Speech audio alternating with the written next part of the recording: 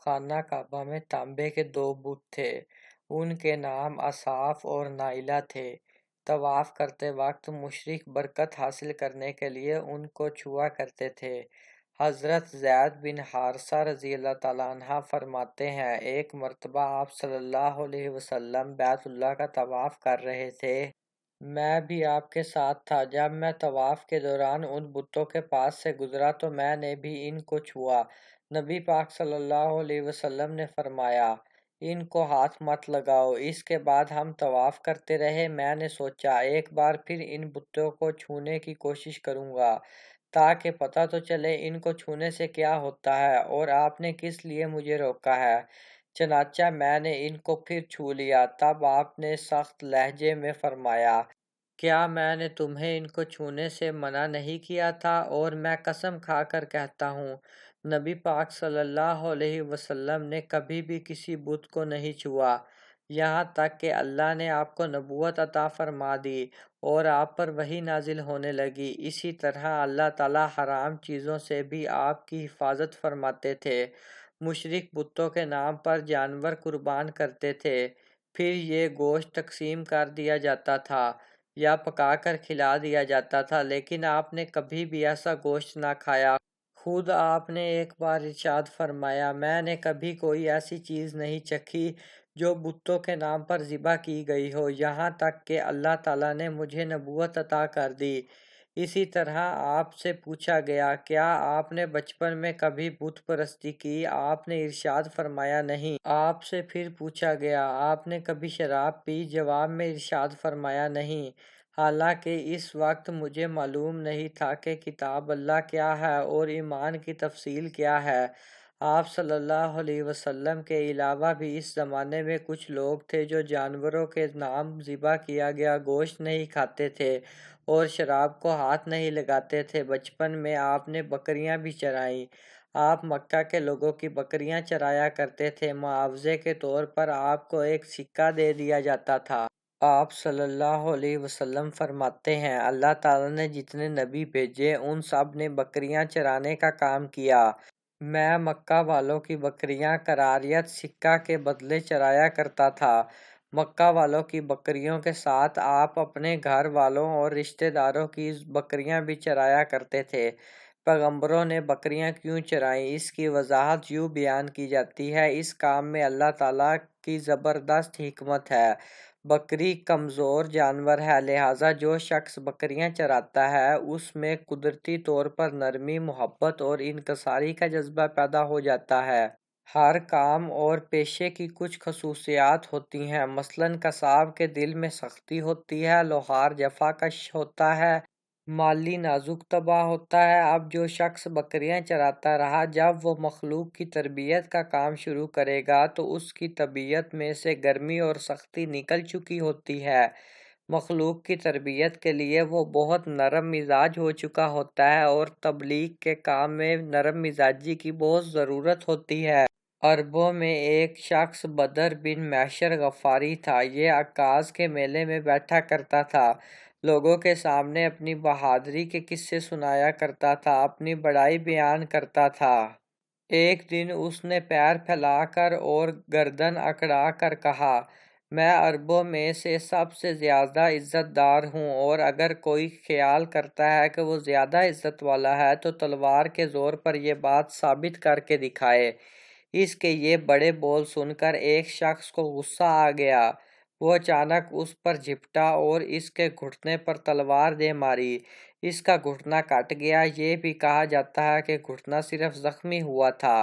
اس پر دونوں کے قبیلے آپس میں لڑ پڑے، ان میں جنگ شروع ہو گئی۔ اس لڑائی کو فجار کی پہلی لڑائی کہا جاتا ہے۔ اس وقت آپ صلی اللہ علیہ وسلم کی عمر 10 سال تھی۔ فجار کی ایک اور لڑائی بنو عامر کی ایک عورت کی وجہ سے ہوئی۔ اس میں بنو عامر بنو کنانہ سے لڑے کیونکہ کنانہ کے ایک نوجوان نے اس قبیلے کی کسی عورت کو چھیڑا تھا۔ فجار کی تیسری لڑائی بھی بنو عامر اور بنو کنانہ کے درمیان ہوئی۔ یہ لڑائی قرض کی ادائیگی کے سلسلے میں ہوئی۔ فجار کی ان تینوں لڑائیوں میں نبی صلی اللہ علیہ وسلم نے کوئی حصہ نہیں لیا۔ البتہ فجار کی چوتھی لڑائی میں آپ نے شرکت فرمائی تھی۔ عربوں کے ہاں 4 مہینے ایسے تھے کہ ان میں کسی کا خون بہانا جائز نہیں تھا۔ یہ مہینے ذوالقعدہ، ذوالحج، محرم اور رجب تھے۔ یہ لڑائیاں چونکہ حرمت کے ان مہینوں میں ہوئیں، اس لیے ان کا نام فجار کی لڑائیاں رکھا گیا۔ فجار کا معنی ہے گناہ، یعنی یہ لڑائیاں ان کا گناہ تھا۔ چوتھی لڑائی جس میں نبی کریم صلی اللہ علیہ وسلم نے بھی حصہ لیا، اس کا نام فجار براس ہے۔ یہ لڑائی اس طرح شروع ہوئی۔ قبیلہ بنو کنانہ کے براس نامی ایک شخص نے ایک آدمی ارواح کو قتل کر دیا۔ ارواح کا تعلق قبیلہ حوازن سے تھا۔ یہ واقعہ حرمت کے مہینے میں پیش آیا۔ براس اور ارواح کے خاندان کے لوگ یعنی بنو کنانہ اور حوازن اس وقت عکاظ کے میلے میں تھے۔ وہیں کسی نے بنو کنانہ کو یہ خبر پہنچا دی کہ براس نے ارواح کو قتل کر دیا ہے۔ یہ خبر سن کر بنو کنانہ کے لوگ پریشان ہوئے کہ کہیں میلے میں ہی حوازن کے لوگ ان پر حملہ نہ کر دیں، اس طرح بات بہت بڑھ جائے گی۔ چنانچہ وہ لوگ مکہ کی طرف بھاگے۔ حوازن کو اس وقت تک خبر نہیں ہوئی۔ انہیں کچھ دن یا کچھ وقت گزرنے پر خبر ہوئی۔ یہ بنو کنانہ پر چڑھ دوڑے، لیکن بنو کنانہ حرم میں پناہ لے چکے تھے۔ عربوں میں حرم کے اندر خون بہانا حرام تھا، اس لیے حوازن رک گئے۔ اس دن لڑائی نہ ہو سکی، لیکن دوسرے دن بنو کنانہ کے لوگ خود ہی مقابلے کے لیے باہر نکل آئے۔ ان کی مدد کرنے کے لیے قبیلہ قریش بھی میدان میں نکل آئے۔ اس طرح فجار کی یہ جنگ شروع ہوئی۔ یہ جنگ 4 یا 6 دن تک جاری رہی۔ اب چونکہ قریش بھی اس جنگ میں شریک تھے، لہٰذا آپ صلی اللہ علیہ وسلم کے چچا آپ کو بھی ساتھ لے گئے، مگر آپ نے جنگ کے سب دنوں لڑائی میں حصہ نہیں لیا۔ البتہ جس دن آپ میدان جنگ میں پہنچ جاتے تو بنی کنانہ کو فتح ہونے لگتی، اور جب آپ وہاں نہ پہنچتے تو انہیں شکست ہونے لگتی۔ آپ نے اس جنگ میں صرف اتنا حصہ لیا کہ اپنے چچاؤں کو تیر پکڑاتے رہے، اور بس۔ 6 دن کی جنگ کے بعد بھی کوئی فیصلہ نہ ہو سکا۔ آخر دونوں گروہوں میں صلح ہو گئی، لیکن یہ کافی خون خرابے کے بعد ہوئی تھی۔ اس جنگ کے فوراً بعد حلف الفضول کا واقعہ پیش آیا۔ یہ واقعہ اس طرح ہوا کہ قبیلہ زبید کا ایک شخص اپنا کچھ مال لے کر مکہ آیا۔